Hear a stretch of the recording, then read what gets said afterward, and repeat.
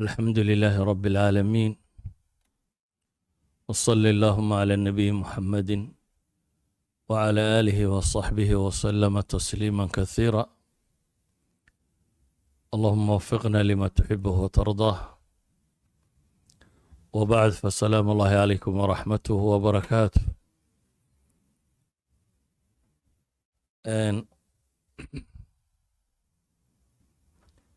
labada daris la qoondeeyay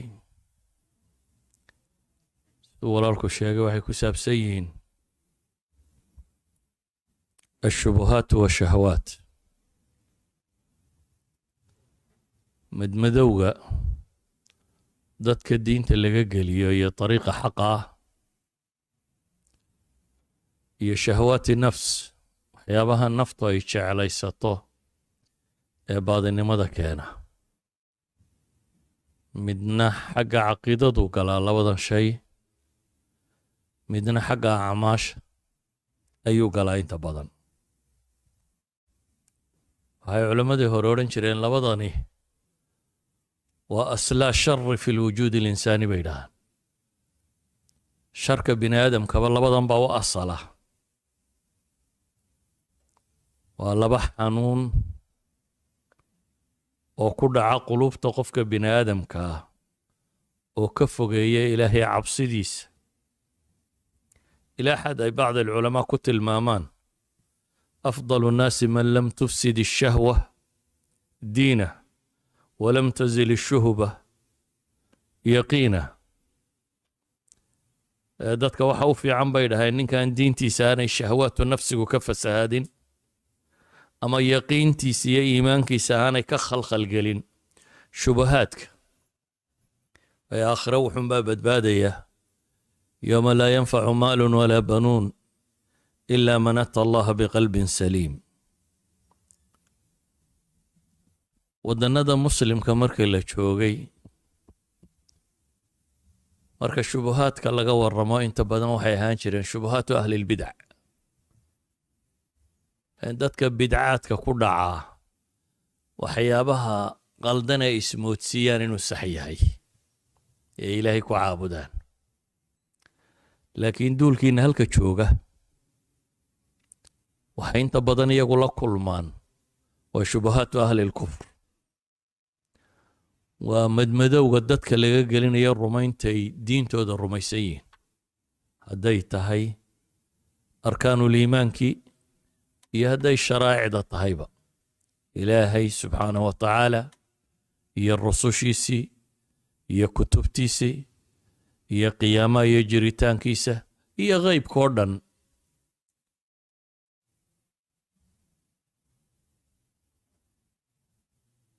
shubhadu marka fi luga waa aliltibaas waalikhtilaat. waa shaygoo dheehma, xaq iyo baadilku aad kala saari kari weydo, oo qofka maxaa xaq iyo maxaa baatila waxyaabaha u kala caddayn kari waaya. haddaba shubhadu inta badan aynu tilmaamayno ama aan rabno inaynu wax ka tilmaamno waa shubahaadka caqliga ee diiniga ee caqadiga ee qofka diintiisa ka xumeeya. waana xad hadduu shubhadaasi qofka galo waa marad. ilaahay uu qur-aanku inta badan munaafiqiinta iyo kafarada iyo ahlu shakiga iyo dadka noocaasiya u kaga warramo fii quluubihim marad fazaadahum allahu marada ilaahay ku tilmaamayo. waama aladiina fii quluubihim marad fazaadathum rijsan ilaa rijsihim wamaatuu wahum kaafiruun. waa marad marka koowaad inta badan masaa'il fudud ku bilaabma, laakiin marka dambe diin la'aan dadka bada. marka dambe diin la'aan dadka bada. een kama hadlaya in badan shubahaadkaasi iyo radintooda. waxaa laga yaabaa goobo aan tan masaajidda ahayn ama meelo kale in lagaga hadlo, laakiin waxaynu tilmaamaynaa feejignaanteeda iyo sida loo daweyn karo.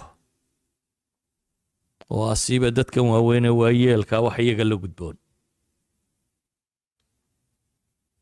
ubadkii iyo dadkii in looga feejignaado mashaakilka kan iyo siyaabihii loo daweyn lahaa. shubahaadka qaarkood waa طائف من الشيطان oo waxaa ku filan alisticaada.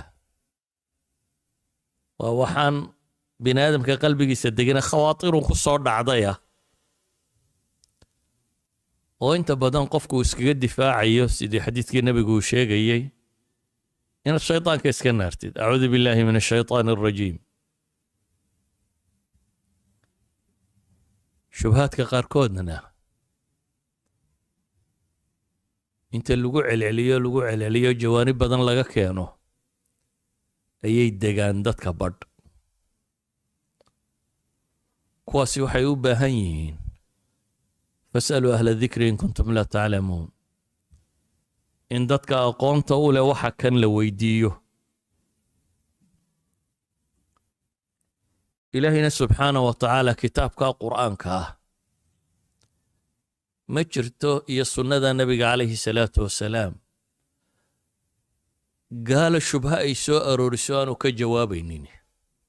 ilaahay nebigiisii moxameda calayhi salaatu wasalaam ba wuxuu ku leeyahy walaa ya'tuunaka bimathalin ilaa ji'naaka bilxaqi wa axsana tafsiira.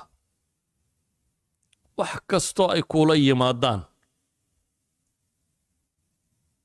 waxaanu kuu keenaynaa baa ilaahay leeyahy subxaana wa tacaala wax fardaamin kara oo xaq ah. kitaabkaasi ilaahay wuxuu ku tilmaamay wanazalnaa calayka alkitaaba tibyaana likulli shay wahudan waraxmatan wabushra lilmuslimiin. kitaab baanu kuu soo dejinnay wax walba kuu caddaynaya baa ilaahay yidhi subxaana wa tacaala, wax walba caddaynaya oo hanuun iyo naxariis ay ugu sugan tahay dadka rumeeya. dhibteennu se waxay u badan tahay kitaabkaynu ghaafil kannay oo wixii wax daweynayey ayaynu moogannahay. waxaa laga yaabaa dadka intiisa badani inaanay akhriyi karinba. inta akhriyi kartaana inteeda badani inaanay fahmi karin. inta wax ka fahmi kartaana in badanoo ka midi waxay u baahnaayeen inaanay kala soo bixi karin, ka istimbaati karin. ayo inaad darajadaa gaadha waa masale dambe, laakiin waxay leenahay xaqiiqa ahaan wixii loo baahnaa isagay ku jiraan. rusushana hadduu kayla hadlayaan mulxid yaana ilaahay jiritaankiisa rumaysnayn iyo hadduu yahay ku ilaahyo badan rumaysan iyo hadduu yahay ku aakhiro inkiraya iyo hadduu yahay ku rususha inkiraya, qur-aankan baa la yidhi nebiga kula hadal calayhi salaatu wasalaam. lama odhanin meel kale daliil uga baadi doon, waayo rususha daliilo kale waxyigaasaa la soo siiyey. taa macnaheedu waxa weeyaan dadkan dhammaantood bikulli fi'atihim isku dar, hadday malaaxidayiin, hadday ilaahyo badan caabudayaan, hadday aakhiro dafirsan yihiin, hadday rususha dafirsan yihiin, hadday malaa'igta dafirsan yihiin, intaba ilaahay wuxuu kula hadlayaa qur'aanka kan. taa macnaheedu waxa weeyaan intaas oo mas'alo oo la tilmaamayo xujadii aad u baahnaydee dad lagu qancin kari lahaa waxay ku jirtaa qur'aanka kan. waxay ku jirtaa qur'aankan. laakiin dadka marka diintoodana jahli kaga dhaco isla markaana fitankana ay mucrad u yihiin, ay u banbaxaan meesha beledu taallana, siduu u badbaadayaa? su-aashu waa kaas. yacni waxaa laga yaabaa sayfid shal ciddii ku jirtay waddankiisii iska joogtay, dad isku wada diina oo caqiido qura wada rumaysan oo caynkani aqoon badan ba ayaanu lahayne bulshada u iska dhex socdo inuu badbaadayo. laakiin markaad adiga iyo ubadkaaguba u soo banbaxdeen meel kale wada diina, bale diimaha dagaal ugula jiro, bale waxay yidhaahdaan trendka ugu badan hadda ee la filayo sanawaadkan inuu kor u socdaa waa 3 qadiyadood bay yidhaahdaan. waa atheism, qadiyadda diin laawanimada iyo ilaah ma jiradu kor bay uga socotaa galbeedka qadiyadda shuduudka iyo ragga ku kaaftoomaya waxa la mid ah iyo faafinteeda iyo dhigisteeda iyo qaanuun samaynteedu kor bay u socotaa qadiyadda mukhaadaraadka iyo taqniinkeedu in la qaanuuneeyo stabiskeedii baa bilaabay iyana kor bay u socotaa waxaan filayaa waqti aan sii fogeyn inay mukhadaraadku la noqon doonaan sida khamriga iyo sigaarka iyo kuwa dushun lagaga qori doono waa khatare naftaada ka ilaali iyo waa lagu dhintaa iyo waxaa inta dusha lagaga qoro in la odhan doono xorriyadda dadka iyo xuquuqdooday ka mid tahay oo ay dadku iibsan doonaan saddexdaasiba xog bay uga socdaan galbeedka saddexdanina waxay ku saabsan yihiin labada masale aynu tilmaamayno darsigeennan iyo ka dambeeya saddexdaba dawadoodu ilaahay kitaabkiisay ku jirtaa laakiin innaga markaa waxaa ku kulmaya dadka kan jahlun biddiin oo ah qofkani wuxuu diin u haystaa xoogaagii uu maqmaqli jiray reerahooda uu ka soo maqlay berigii uu waddanka joogay wixii uu meelaha ka maqmaqlay wax sax iyo wax qaldanba laakiin meel la taqniiniyey oo la nidaamiyey kufriga iyo sida loo dhigayo la taqniiniyey xumaha iyo sida loo sharxayo wax walba xorriyad iyo xuquuq laga dhigay oo qaab xorriyad bini aadam iyo xuquuq bini aadam ah loo soo bandhigayo oo shubhaadkaasi tiro badan iyo si laysaga celin lahaa waa adagta qofka ahlu cilmiga waa laga yaabaa masaa'ilka qaarkood inay mugdi ka galaan hore u garan kari waayo laakiin dee masalaad kun daliil u haysata xataa haddaad hal masale ka garan kari weydo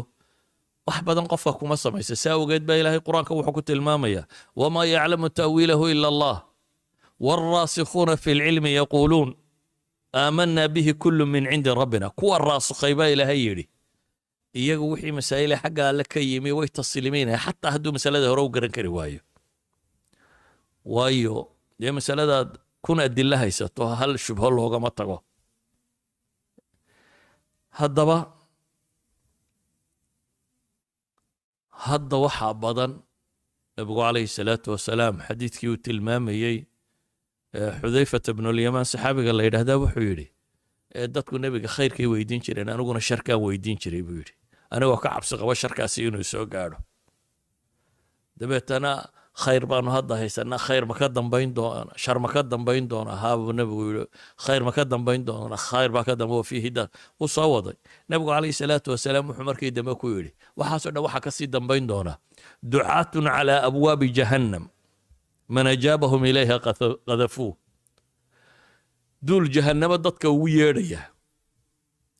maalan ilxaadka oo kale taariikhda dheer oo bini aadamku ka mid yahay oo qaybo falaasifada ka mid oo mulxidiini way jiri jireen laakiin mulxidku kuwa aan ilaahay rumaysanayn siday u noolaayeen filosofkii holandiis miyuu ahaa sbanuza la odhan jiray ayaa wuxuu leeyahay cala almulxid assumtu walictizaal buu yidhi assumtu walcuzla waxay ahaan jirtay buu yidhi qofku markuu shakigu galo ee waxa kan uu ku dhacaan inuu iska aamuso oo keli iska noqdo nolosha ka qanco oo waxa kan waayo qofkaasi tuunal madow buu galay tanal madow noloshoo dhan baa mugdi noqonaysa sababta waa maxay qofkani wuxuu garan waayayaa why am I here maxaanu noolay maxaan halka ka qabanaya maxaan ka shaqaynaya xagaan ku socdaa xagaan ka imi noloshu maxay tahay therefore wuxuu ka baxayaa noloshoo dhan wuxuu arkayaa meaningless alxayaa kullaha waxaan qiimo lahayn buu u arkayaa noloshoo dhami dhadhan yeelan mayso hayaba inaad adigu tidhahdo ilmo muxuu wax u baran waaya muxuu shaqatay mise arkaba inay qiimo leedayba wuxuu arkaa inuu dhintaa inay ka roonto inuu noolaado waayo wuxuu rumaysan yahay kadeedkeedaabaad ka raysan lahayd haday kaa baxdo noloshan warwarkeeda iyo fikirkeeda iyo kadeedkeeda waa laga yaabaa inaad la yaabtaan lakin waxa laga yaaba kuwa yarare gurigiina jooga haddaad weydiiso inuu ku leeyahay intaasoo goorma isku dayo is yidhi ku fakeri ma isdishaa ma istishaabaan ku fekeray kuwa waaweyne profesorada ayaa kuwan baa saa u fekera haddaba hadday waagaa hore ahayd waxyaabo qof intuu shakigu ku dhaco uu meel cidlaa iska fadhiisto ama isagoo isku mashquula ama istila ama saa imka waxay noqotay meel ducaad preachers dad baaba faafinayo ku dhawaaqayo oo xuquuq ka dhigayo oo le bini aadamku xaq buu leeyahay inuu diimaha ka tago bini aadamku xaq buu leeyahay inuu shudu sameeyo bini aadamku xaq buu leeyahay xorriyaad iyo xuquuq iyo kan iyo lawyers iyo qawaaniin iyo dowlado iyo mujtamacaad dhan oo xumaha guide garaynaya oo ilaalinaya oo dhigaya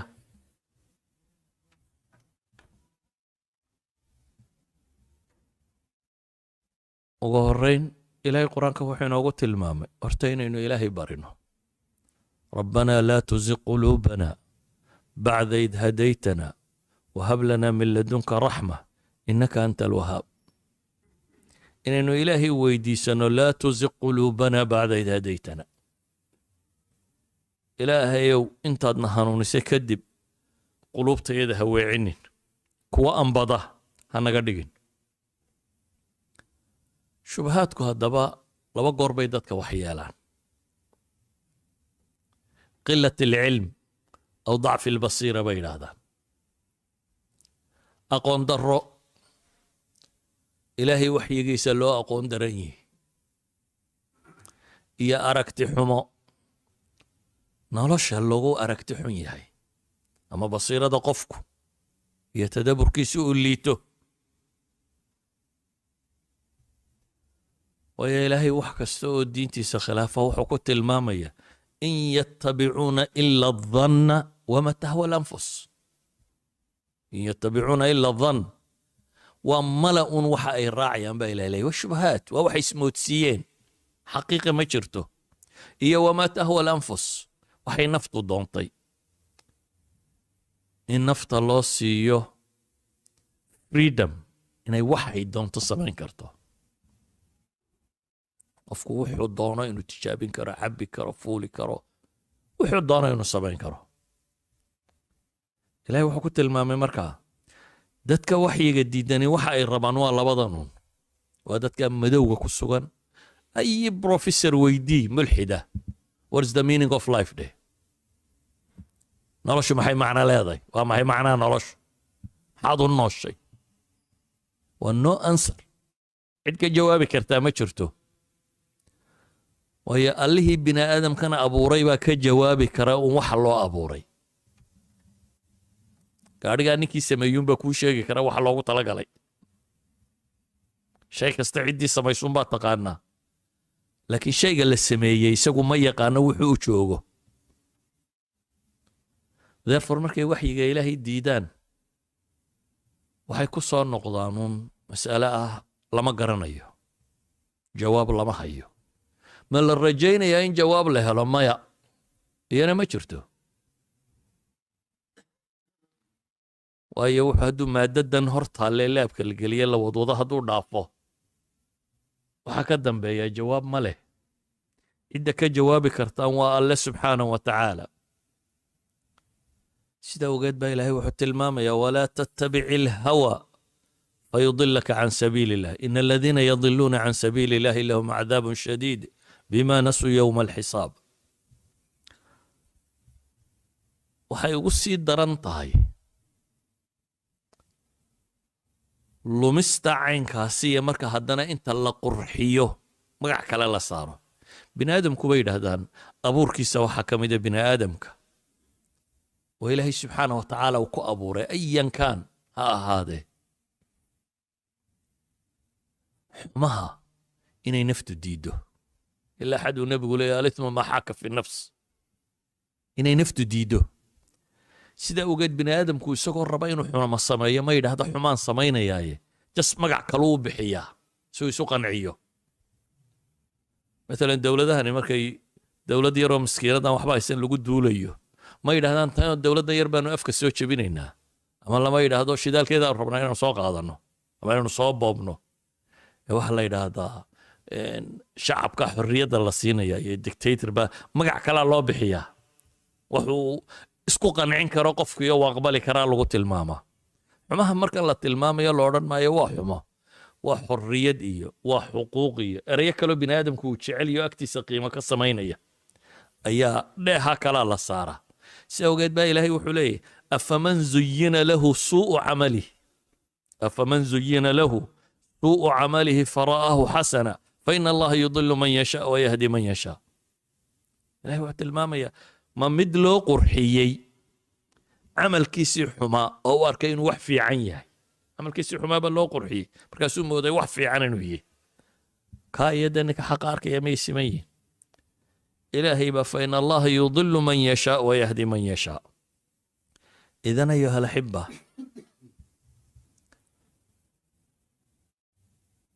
maanta dunidan aa ku nooshihiin inkastoo laga yaabo dhul fog oo aydan filanayninba in qurunkani gaadhay waayo dunidu badkan mubaashirka iyo tv-gan iyo netkan iyo waxaan isku xidhan dunidii waxay ka dhigtay maxay meel isu furan waxay idhahdaan taariikhdii hore bini aadamku cadowgiisa dagaalkaasuu isaga ilaaliyo qalcad buu samaysan jiray bay yidhahdaan qalcada iyo suur dabeetana inta gudooda la galo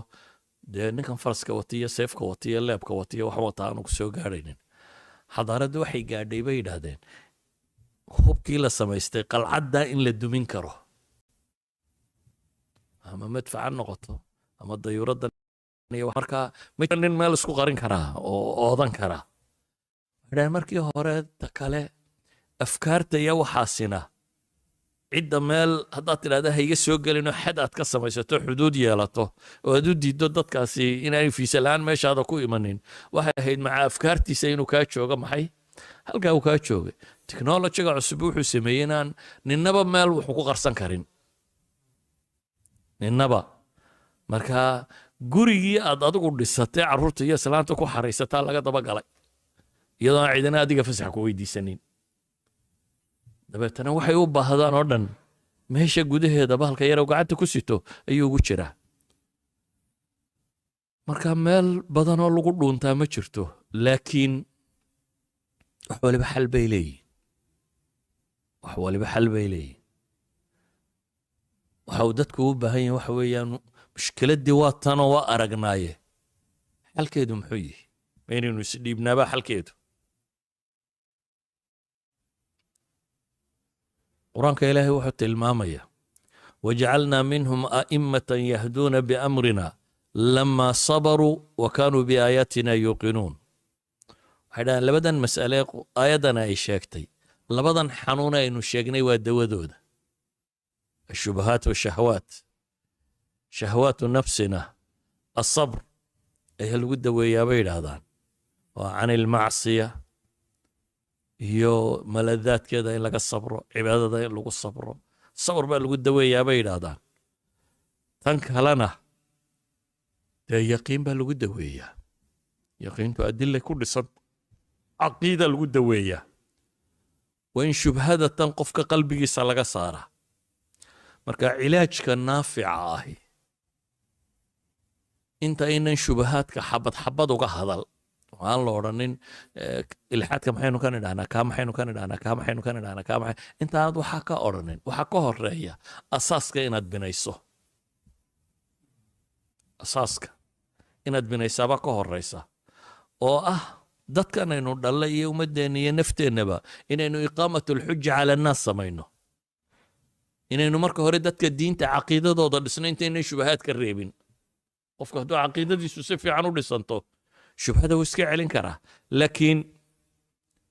haddaan usuushaba dadkan la barin shubahaadkana loo bandhigo waxaad rajaynaysaa muxuu noqonayaa marka ilahay qur-aanka wuxuu leeyahy faclam annahu laa ilaaha ila allah واستغفر لذنبك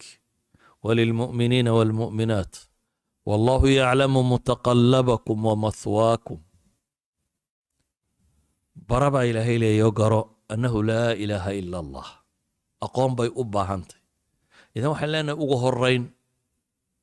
شيء كواد وإقامة الحجة على الناس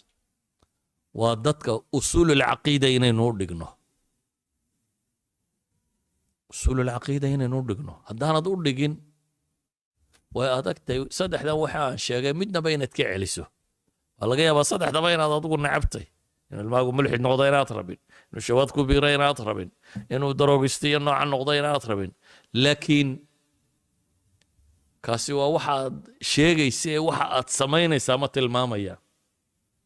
واحد سمين سي كواد علاجه هي وحوية هي إن عقيدة الصحة إنه مركه هولدت كبر عقيدة الصحة وإلهي كتاب كيسا أدلة كفلا هديت أدلة جريتان كصابسا هديت أدلة كصابسا صدق النبوة هديت أدلة كصابسا قيامها أدلة دوبهي هدي وحلا لي وحي إنه مسألة كورمينا ما غيبها تا مشاهدات وحي دون تبها النقطة أدلة ديدا وعقلية انت إن شرعي قوتين وهي قرآن كندتك اللي يقولها اللي ما بيرو ما يسنين مركه هوري نبي محمد قالوا يجيبي سو قال ما يهدتكم دبتنا قرآن بس يدو يصدا كنا بالا لها قال كان القرآن ما يسوق نور ما يسنين بالا وحلة المامي مسائل كان هنا اللوتشكيين وعقلي يسجليان inay ka dhaadhicinayaan ilaahay jiritaankiisa iyo rasuulka rasuulnimadiisa iyo aakhira jiritaankeedaba isagoo gaala lagula hadlayay inaga waxaynu haysanaa quraanka in dadka muuminiinta lagula hadlo gaalka maxaa lagula hadlaya markaa maada wax kale keenaya ilaahay nabi maxamed quraankan buu dhiibay oo yiri ku dheh qul meedana ku taala ku dheh oo saaw sheeg haday saa ku idhaahdaan saa ku dheh shubahaadkooda ilaahay quraanka tirinaya saasay idhaahdeen saadaba ilaahay leey saasayda waxay shubhay yiraahdeen quraanka dhexdiisa ka helaysa oo ilaahay ka jawaabayo subhanahu wa ta'ala idan waxaan leenahay aqiidadan wixii lagu dhisi lahaa ee gaal iyo muslimba loogu dhisi lahaa loogu sheegi lahaa dad qof rabto in diin u sheegto waxa ugu fiican aad u dhiibto waa kitaabka quraanka taan luqa arbeed garanayn bal ala aqal kitaab tafsiir oo afkiisa ku qoran inaad u dhiibto ahsan shay أما بروفيسور هذا أما وحدورا هذا أما نكليرا كنت تخصص أما وحدورا كنت تخصص إلهي قف كان أبو ريكم بو سودتشي لو ما أوران أدوكو عقلك وحقد ضيديو أدوكو وحكون ده إذن كما أورانين لكن وحين نوبا هنا إنه كتاب كان فهمنا مرك ما دام يستقل لوغو طلق علي قال يا مسلم بين لوغو لحظ الله وحلوغو شيغو وحي آدم دالين لوغو لحظ الله يوحي جنبا كاتر سلام kitaabkan waxaynu u baahannahay asalka ah inaynu dadka u dhigno isagaynu ka helaynaa mas'alo kastoo layna weydiiyey jawaabteeda laakiin waxay ku xidhantahay madaa fahmina inta aynu ka garanaynay ku xidhantahay jawaabtaas aynu kala soo baxayno aqoonteennu intay gaadhsiisantahay aynu kitaabka u leenahay kaasi waa qodob koowaad aan tilmaamayo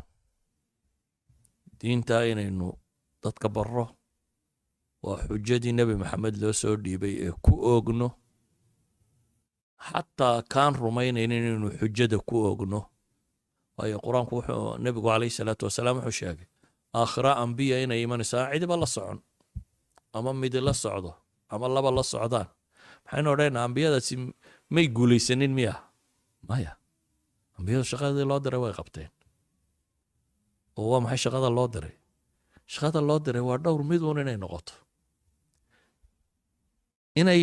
xujada markay dadka u sheegaan inay dadku rumeeyaan kuwa waxa la yiri taskiyatu nafsiya tacliim buu sameeyaa inay tababaraan oo naftooda tahiraan oo waxyiga baraan oo diinta baraan oo kuwa kalena waa iqaamatu alxujjati calayhim aakhirina inay cudur daar helin waa nabiga kan shaqadii loo soo diray haday raaci waayaan xujadu ku oogay aakhirana عذر دار إلهي كما هليا سبحانه وتعالى هو نبي قرآن كإلهي وهو كتل مامية عدنا ينان عذاب وما كنا معذبين حتى نبعث رسول ما عذابنا عدنا ينان رسول صدر الرسول كان هداني الربينين محل فرعون إلهي ووغا ينان الربينين محل هو صدر مسين حجدك ووغا فرعون آخرين ينان وراني وحباني كيما سو قادين يوحوا قرن ما ينان وران إذن حجده ينان ووغنا ودادك الدين تبرنا labada mid uun bay noqon ama way islaamiyo diintay qaadan ama aakhiray cudurdaar waayo ilaahay subxaana wa tacaala agtiisa aanay cudurdaar ka helaynin. kuwaynu dhallayna waa la mid, iyo kuwaynu la dhaqanna, iyo kuwaynu wada noo dhamme, inaynu xujadaa ku ogno dadka diinta wada barro. haddii kale innagaa dee dambaabayna. nimankii reer banu israa'iil ee magaalada deganaa ee laga mamnuucay sabtada inay ugaadhsadaan, markii lagu yidhi war maxaa wax ugu sheegaysaan, maxay yidhaahdeen? macdiratan ilaa rabbikum walacallahum yattaquun. ilaahay inaanu cudurdaar ka helo, xujadii inaanu ku ogno, inaanu caddayno, iyo haddii dee qalbigooda diini gelayso inay ilaahay ka cabsadaan subxaana wa tacaala. idan waxaan leenahay asalku waa inaynu dadka diintan iyo qur'aanka kan u sharaxnaa, u sheegnaa, gaadhsiinaa, ku gaala iyo ku muslima iyo ku kastaba. waa inaynu isaga ku tasallux, waa inaynu isaga hub ka dhigannaa oo uu noqdaa wuxuu uu sheegayaa wixii aynu saxa ku garan lahayn.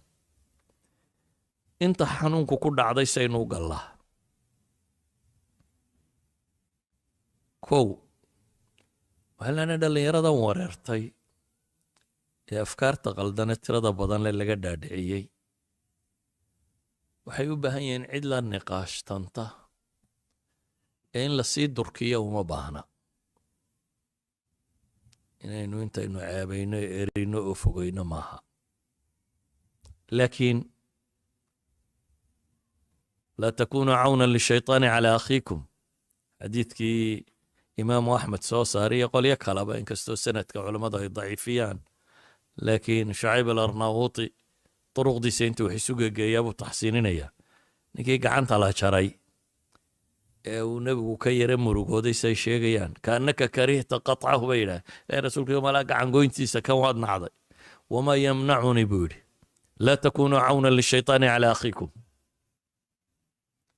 ama xadiidkii kii khamriga cabay ee markii dhowr jeer la keenay ee dhowr goor markii dambe ay qaar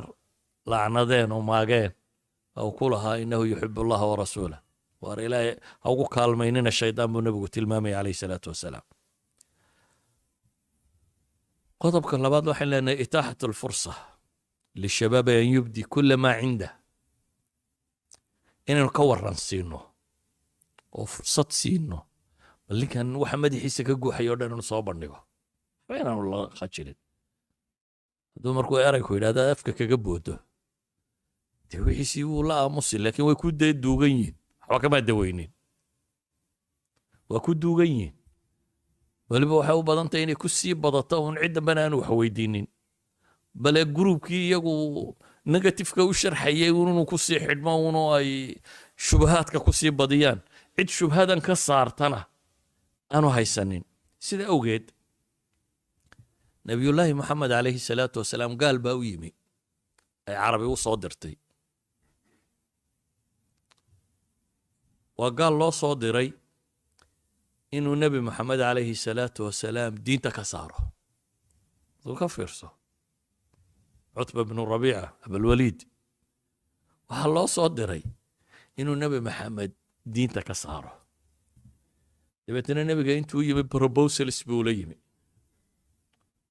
niyow haddaad waxaan doonayso waxaasaanu ku siinaynaa, haddaad kan doonayso kaasaanu kaa dhiganaa, haddaad kan doonayso, laakiin dee ilaahiyadayadan iyo waxaad warkan aad ka sheegaysaa dhaaf. marka wuxuu wadaa in compromise diinta laga galo, laga heshiiyo, oo isaga iyo nimankii quraysheed negotiation ay wada galaan, oo nebigana la siiyo wixii uu baahan karo. haddaad boqor doonayso boqor baa laga dhigayaa, haddaad xoolo ku doonayso waxa kan annagaa ninka ugu xoolo badan kaa dhigayna, haddaad gabdho doonayso inanta ugu fiican baa lagu guurinaya. yacni wixii maadiya aad rabto ee nolosha ku saabsan, you will get it. laakiin waxaan u baahannahay uun dee inaynu masaa'ilkan ka wada hadallo, aad ilaahiyada iyo baabkan cayda ka dayso. nebigu waxa iyadoo loo akhrinayo u dhegaysanayay, kuma odhanin war bal waxaa gaalkii wuxuu ku hadlaya day gaalnimadaasaad ila timi, kuma odhanin, ee wuu dhegaystay. markuu dhegaystay uu ninkani warkiisii gaalnimada ha dhammaystay, nebigu uma jawaabin markiiba, wuxuu ku yidhi afaraqta yaa abalwaliid, warkii ma dhammaysatay weli mise waxbaa kugu hadhay buu leeyahy. yani isagu weli rabaa inuu jaan siiyo. afaraqta yaa abalwaliid, warkii ma kaa soo wareegay buu leeyahy, hadalkii ma ka baxday, ma dhammaysato? markaasuu yidhi haa. markaasuu nebigu aayad qur'aana ku akhriyey, suurad suwarka makiga qaybteeda hore ka mid ah ayuu nebigu calayhi salaatu wasalaam ku akhriyey. suuraddii markii uu dhegaystay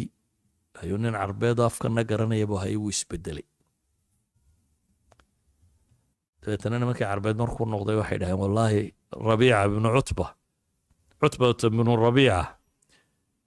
sidii uu inagaga tegey si aan ahayn buu la soo noqday bay dhaheen. ninkii aynu diray warka aynu ku diray ma aha. maxaan qisadan uga dan leeyay? qisada imaam alalbani wuu taxsiiniyaa fii siiratihi. waxaan leenahay waxa weeyaan qofkan inaynu dhegaysano bal horta waa ibtilaysan yihi, dhib baa haysataa, laakiin mashkilaadkiisa kan iyo waxaan madaxiisa ka guuxay iyo waxaan uu ismoodsiiyey ama waxaan loo akhriyay inaynu ka dhegaysano. waa mid labaada inaynu ogaanana xiwaarku dee qur-aanka ilahay wuxuu inoogu sheegay ambiye xataa ilaahay wax weydiisanaysa. waid qaala ibraahiimu, muxuu nebi ibraahim yidhi, rabbi arinii kayfa tuxyi lmowta, ilaah waxaad i tustaa dadkan dhinta bal sidaad u soo noolaynayso. ama nebi muuse inuu yidhahdo ilaah waxaan rabaa inaan ku arko. idan su-aashu waxay doonta ha ahaato, waxaynu u baahannahay dadkan inaynu dhegaysanno. oo qur-aanka ilaahay wuxuu inooga warramayaa gaalo badan oo xiwaar lala sameeyey. qaar wax diidanaabaa ilaahay wuxuu yihi qul waxaad ku tidhaahdaa ara'aytum maa tadcuuna min duuni illaahi arunii maada khalaquu min alard am lahum shirkun fi الsamaawaat iituunii bikitaabin min qabli hada aw athaaratin min cilm in kuntum saadiqiin. ilahay wuxuu leeyahy waxaad ku tidhaahdaa war bal waxaan aad baryaysaan ee cibaadada ula imanaysaan itusiya dhulkan waxay ka abuureen. maada khalaquu min alard am lahum shirkun fi الsamaawaat, kownkan dhane sidan u dhisan ma qayb bay leeyihin, ma shuraakay ilaahay ku leeyihin. iituunii bikitaabin min qablu haada, kitaab hore waxaan ka warramaya oo sidan ku doodaysaan sheegaya hadduu jiro keena, aw athaaratin min cilmi, ama raad aqoomeed oo waxaa sheegaya hadduu jiro keena. yani islaamku cilmi ma diidana, laakiin ilxaadku cilmi maaha, waa shubahaad la isu geegeeyey. saasi awgeed baa ilaahay wuxuu tilmaamayaa xiwaar in lala galo kuwa waxa kana aaminsan. ilmahaaga ama ka kugu dhow ama kan xanuunadani ku dhaceen markaad ka dhegaysato wuxuu u baahan yahay inaad maagina haddaad adigu aqoontaa leedayna inaad u jawaabto, haddaanad aqoontaa lahaynna inaad u baadi doonto tabiib kaloo daweeya. ilmaaga xanuun caadiya markuu ku dhaco de haddaad anigu dhakhtar ahayn oo daweyn karan in dhakhtarbaod la raadisaa soo maaha. yaa dhakhtarkee fiican baad tidhaahdaa iyo takhasus wadneed yaale iyo waad waraysi tagtaa adigoo raba ilmaha inaad jiradan ka daweyso. fakadalik tanna waa jiro kale uun, waa jiro kaloo ku dhacday adigoon waxba war waxay ahayd inaad u raadiso tabiib kaloo daweeya, tabiib alquluub dadka ah ee shubahaadka qalbiga bini aadamka ah gala daweeya inaad u raadiso. weliba waxaa fiican xiwaarkaasi inuu kitmaan ku dhaco. waxay jecel yihiin inta badan inaan la ogaanin inay waxay rumaysan yihiin, waayo cultural pressure baa jira oo inanka caadade reerkoodii caddaabaa walba waxaa rumaysnaa, markaa waxa kan iska qiranaya waxba uma arko. inaga waxaa jira cultural pressureku wax jira oo nebigu calayhi salaatu wasalaam nin baa u yimi wuxuu yidhi jaarkaygii baan khaatiga taaganay. jaar aad u xun buu lahaa. nebigu wuxuu ku yidhi alaabtaada intaad qaadato, alaabtaadii guriga intaad ka saarto waddada dhig. ninkii sidii nebigu yeelay buu, sidii nebigu amray buu aqbalay. alaabtiisii intuu soo qaatay ayuu waddada dhigtay. dadkii baa soo mara, war maxaa kugu dhacay baa la yidhaahdaa. jaarkaygaa dhib batay oo dee gurigaygii baan uga imi. inkaar alle kugu ridbay dadkii oo dhan bay yidhahaan waa maagaan, muxuu ahaa ninkan saanu dadka u galay. ninkii jaarkahabaa markii dambe u tago wuxuu yidhi waryaha dib kuu dhibi maaye soo haraysa alaabtaada wax dambe kuga. yacni ninkan brasharkii mujtamacaa bedelay, mujtamaca cadaadiskiisii ayaa bedelay. saa daraaddeed ilmahani cultural pressureka haysta buu wuxuu ka cabsi qabaa inuu sheegan kari waayo waxaan, laakiin wuu rumaysan iyo wuu qarsanaya. rumaysan yahay oo u qarsanaya hadday daragtay wuu cabbayaa hadday qurunqadhaadhkan tahay wuu samaynayaa hadday tahay caqiidada tan laakiin wuu qarsanayaa walidaalika waxaa habboon bay yidhaahdaan ragga masaa'ilka khubarada ku ahay in xataa haddaad u geyso cid waxa khabiir ku ah inay labadoodun u dhex ahaato aanad sheegin inaad u dayso isaga iyo tabiibkiisaasi waayo lagama yaabo de intaad maalin u geyso inuu fuxuu ku yidhaahdo dabeetana u kaco maaha suurtagal waa adagtay qofka kani shubahaadkani waa ku biireen marka wuxuu u baahan yahay muddo in xiwaar u furmo labadooda tan oo masaa'il badan maalinba mid laga doodo oo maalinba mid oo waxaa laga yaabaa bila inay qaadato laakiin bila kadib inuu qancin karo waana tajribe aan aragnay rag u dhuun daloola masaa'ilkaasiyo culamo ahi dad badan oo ay diinta ku soo celiyeen oo loo keenay calaa hada alasaas bay ku daweeyeen inay un labadooda dooda u dhexayso aan cid kaleba ogaanin siday u wadeenna ay markii dambe qanciyeen waxaan ku soo koobaya markaa ilaahay qur-aanka wuxuu inagu leeyahy wawxiya ilaya hada alqur'aanu liundirakum bihi waman balag nabi maxamed baa waxa la yidhi waxaad tidhahdaa wuxiya ilaya hada alqur'aan liundirakum bihi waman balag qur-aankan baa laysoo waxyooday si aan ugu digo idinka iyo ciddii uu gaadhayaba ilaahay wuxuu leey wain axadun min almushrikiina istajaaraka faajirhu xataa yasmaca kalaam allah gaaladii la istilay mid gaalada ka mid ah hadduu magangelyo idin weydiisto magangeliya ilaa intuu ka maqlaya ilaahay warkiisa baa rabbi leeyahy subxaana wa tacaala uma abliquu ma'manah ilaahay qur-aanka wuxuu ku tilmaamaya lam yakun aladiina kafaruu min ahli alkitaabi waalmushrikiina munfakiina xataa ta'tiyahum albayina rasuulu min allah yatluu suxufan mutahara fiiha kutubun qayima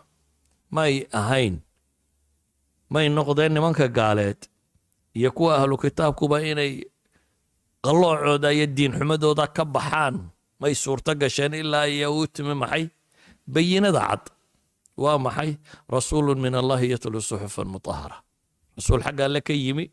oo ku dul akhrinaya suxuf mutahara fiiha kutubun qayima baa ilaah yidhi subxaana wa tacaala waxaan rabaa inaan soo koobo waxaan ku soo koobaya wuxuu yahay shubahaadkan ma rabo inaan masaajidka kaga dhex hadlo shubahehebla waxaasay daliishadaan iyo waxaasaa lagu ridiyaa iyo kan dadka wuxuu u baahan dee kutubtay ku qorantay iyo meelahay ku taalla iyo qur-aanka say u isticmaal lahayn baynu tilmaamaynaa laakiin waxaan rabnaa inaanu sheegna waxa weeyaan war meesha tan shubahaadkaasi waa tiro badan yihin iyagoo weliba systematic ah oo schoolinka ka bilaabma ilaa iyo jaamacadda uu qofkaasi bii'ada waxaasiya uu ku dhex jirayo ilmahaas idinku dee masaajidka iyo maqaaxidii lagu murmayay iyo intan baa idinku tagtaan gaal kiina ugu badanee laba ula shaqeeya buu arkaa laakiin dadkan yaryar waa isku milmeen meelahan ay wax ku dhiganayeen iyo meesha inay la joogaan dhibtaasaa haysataa shubahaadkaasna waxaynu leenahay waxay dhibeen dadkii aan loo dhigin caqiidadii diimeed oo marka hore aynu moodaynay dadku sidaa ay inoogu midab eegyihiin un inay ugu caqiide ekaan doonaan oo marka hore inaan xil badan iska saarine xilka ugu badan aynu iska saarray inuu noqdo qur-aanka sida loo akhriyo inaynu wax ka barro jisca muu akhriyi karaa tabaarak buu akhriyi karaa sida loo akhriyo inaynu wax ka barro sida loo akhriyo waxaa ka sii muhiimsan sida loo fahmo marka waxaan ku soo koobayaa darskeenna kan dhibtaasi waa jirtaa ubadkiina way haysataa waa mid ku fidmoobay iyo mid qarka u saaran inta badbaadisa beersantkeedu waa beersanti yar taariikhda bini aadamkee soo jireenkana waxay tilmaamaysaa dadka aan iyagu wadanin manahij wax bedasho dadka kale aan bedelaynin ugu badnaan inay 3 jiil inay ku bedelmaan dad adugu de sidii saxaabadii nebi maxamed calayhi salaatu wasalaam dad dacwo iyo diin wado iyagu dadka bedelaya yihiin oo manhaj sito oo iyagu wax dhigaya kuwaasi waa group kale laakiin dadkan kale iska hijrooda kolba meel iska degaa 3 jiil unbay sii noolaadaan jiilka saddexaad dadku ka mid yihi adugu kaa dashay isagoo yaro khafiifa oo afkiina midhadh ka garanaya waxoogaa cilmi dhegdhegood yarna diinta ka maqmaqlay kaasi ku sii dhala qiyaas muxuu noqonayaa meeshaasii jooga kaasi ka saddexaad u dhala xaguu noqonayaa practicalina waa la hayaa eeg muslimiintii dagaalkii koowaad ee dunida tagtay latin america waxaa ka tegey muslimiin aad u tiro badan oo weliba shaam ka tegay dhulkan la yidhaahdo atrak baa looga yaqaanaa xaggaa markay tageen waayo basaboorkii cuthmaaniyiinta ay siteen oo inay turkiyiin baa loo haystaa laakiin waa carab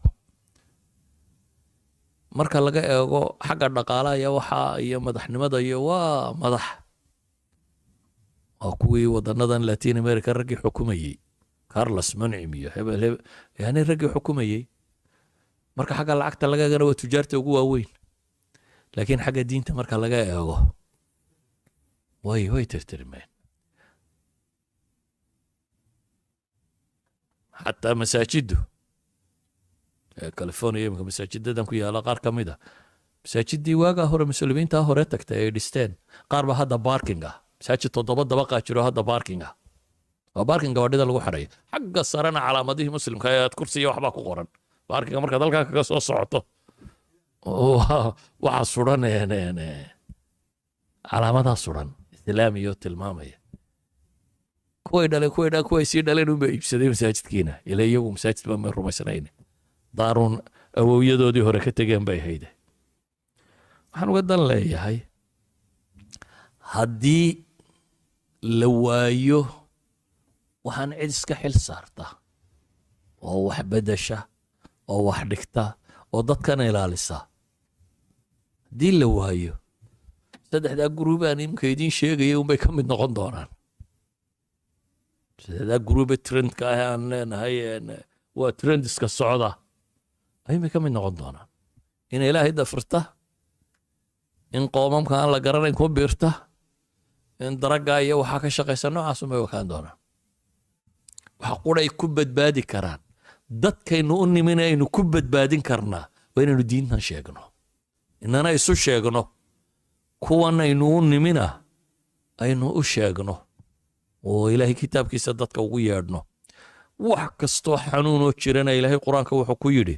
qul huwa liladiina aamanuu hudan wa shifaa wanunazilu min alqur'aani maa huwa shifaaun waraxma lilmu'miniin qur-aankaasi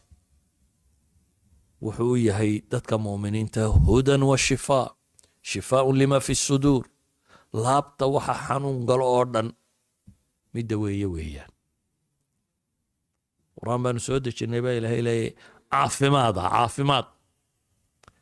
wax laga caafimaadana cuquusha iyo qulubta ugu fiican haddaad labadaa ka waalato waxba nolosha kale ma tarto dhadhan male nolosha kale dad balaayin haysata dhadhan male noloshu waxay dhadhan leedahay markaad labadaa ka nooshahay